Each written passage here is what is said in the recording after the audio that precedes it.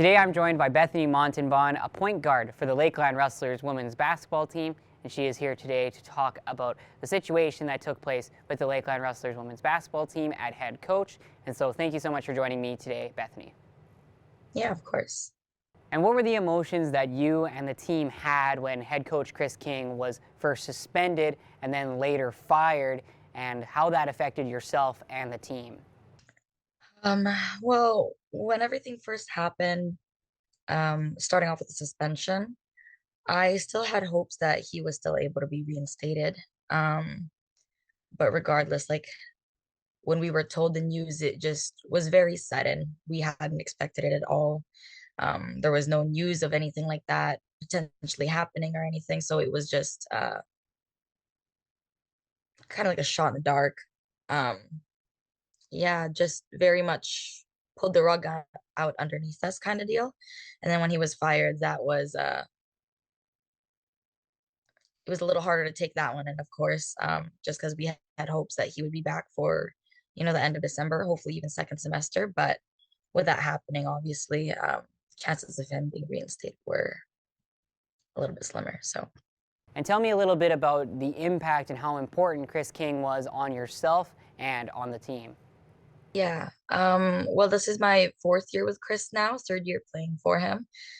Um, Chris, well, technically my since my senior year was COVID year, he basically recruited me off of my grade 11 year. Previously recruiting one of my current teammates right now, Sarah.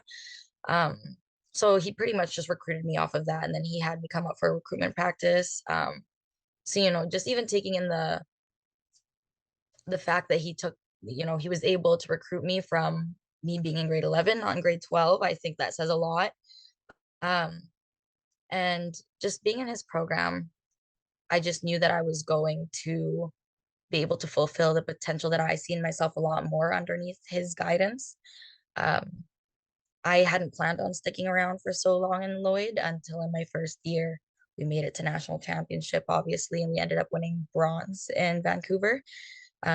And that was when I realized that I'm not going to be done playing basketball anytime soon. I clearly wanted to play for him, and I've stuck around even when I was injured all year last year. Um, I stuck around then too. I just the culture that he creates and the family that he creates in Lloyd, like it's not something that you could just drop and say goodbye to very easily. So And finally, we're in the Christmas break right now, but what is the outlook for yourself and the team going forward? yeah, with that, it's still a little bit unknown. Um, but so far it's looking like honestly we probably won't have a team next semester, which is yeah, not something that a lot of people had expected of us, but it's I think people also have to understand that it's a lot more than basketball now. It's not just whether we want to play or not. This is our coach and we all came here to play for him. We all want to be in the culture that he built for us. And we have all come to love that. And that is the reason why we're so close. So, it's a lot more than basketball right now. For me personally, I